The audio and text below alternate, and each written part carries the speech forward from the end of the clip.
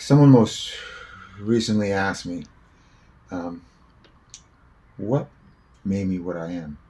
What people, what places, what things changed my life and put me on the path that I have been on for over 70 years? One was my mother, and my first memory is of having fallen into the water at Higgins Beach in Maine and looking up and seeing her up there. And I'm in the water, and I can see all of a sudden her hand comes down and pulls me back to the surface. And she hugs me. Uh, that was the first memory. But there were so many other ones. My grandmother's, source of my grandmother's, friends and everything. But for books, and I'm surrounded by thousands of books. Professor Ullman, a renowned Marxist scholar. I mean, there's even a book here, Marxism and Sexuality. Not Marx. And yeah, I don't get what it is, but I can't find it because I definitely wanted to read it. However, when I was young, behind my house in the South Shore of Boston was a small reading library ran by the woman who owned a large house. One room, about a quarter the size of this, with books, and I read all the books available to children.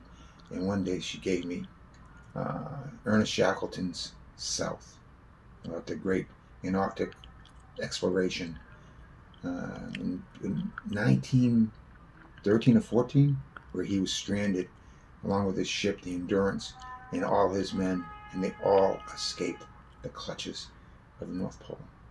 Now, I've always had an affiliation for the Arctic and Antarctic expeditions because my grandfather was Robert Peary's, the great Arctic explorer who supposedly discovered the North Pole. And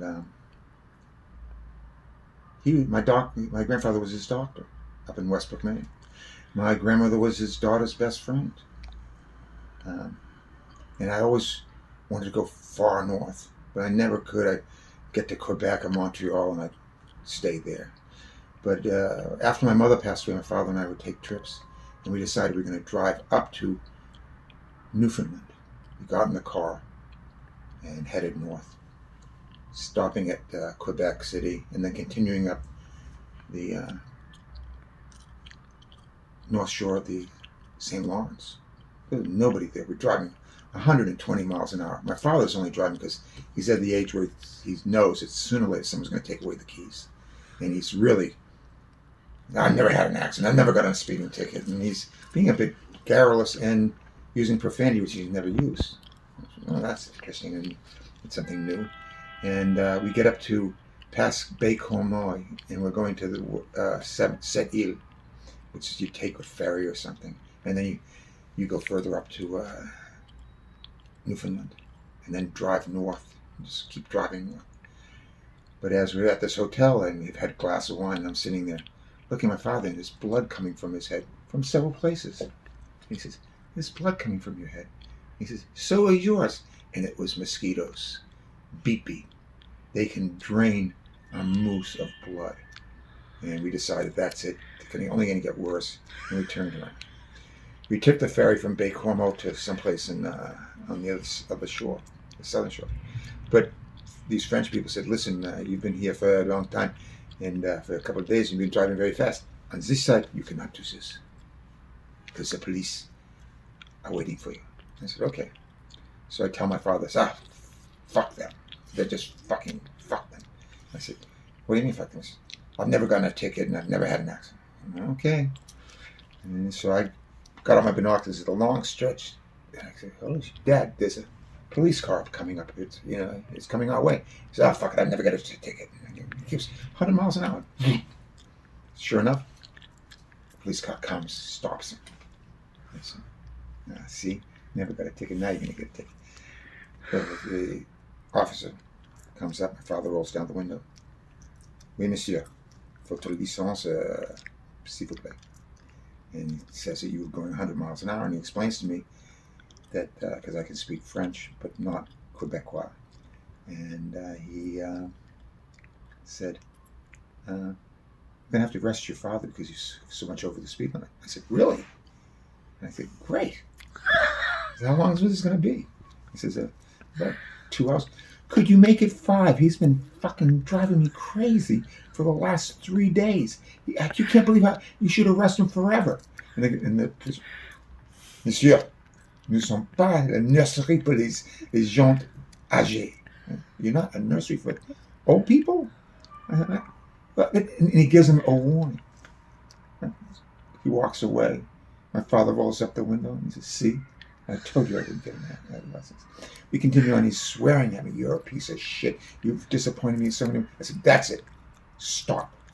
I'm getting out of the car. I'm hitchhiking back to New York.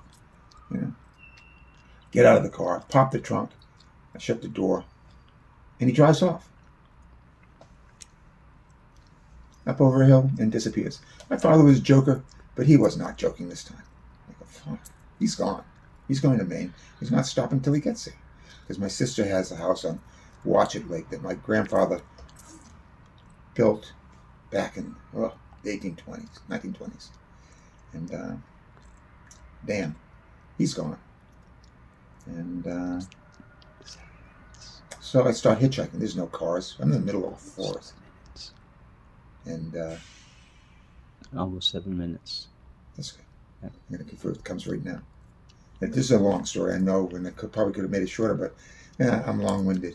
Anyway, so there comes a policeman, the same guy. Stops me and says, monsieur. I explained to him that happens all the time. People are in cars and they just fight. And I said well, just drive me someplace I can catch some buses. No, your father will be at the next town.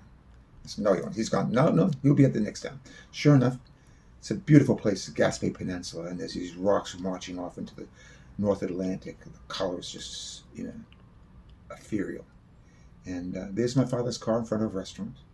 And the officer gets out and, unhits his holster and says, people go really crazy sometimes. We have to be prepared. And I said, no, he'll be okay. I walk in there and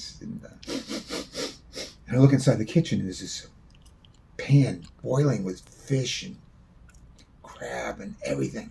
With shrimp, and I go, holy shit. I see my father by the window. And I go, holy shit. And I said, we'll have 2 plates of that. He said, no, the monsieur, he already ordered it. Go up and sit down, and he pushes across a glass of white wine. He says, your mother would have loved this. I said, yes, she would. We never said anything about him throwing me out ever again, about him throwing me out of the car. Because you know why? Because he was right. I was a piece of shit sometimes. But he was my father, and I loved him for always.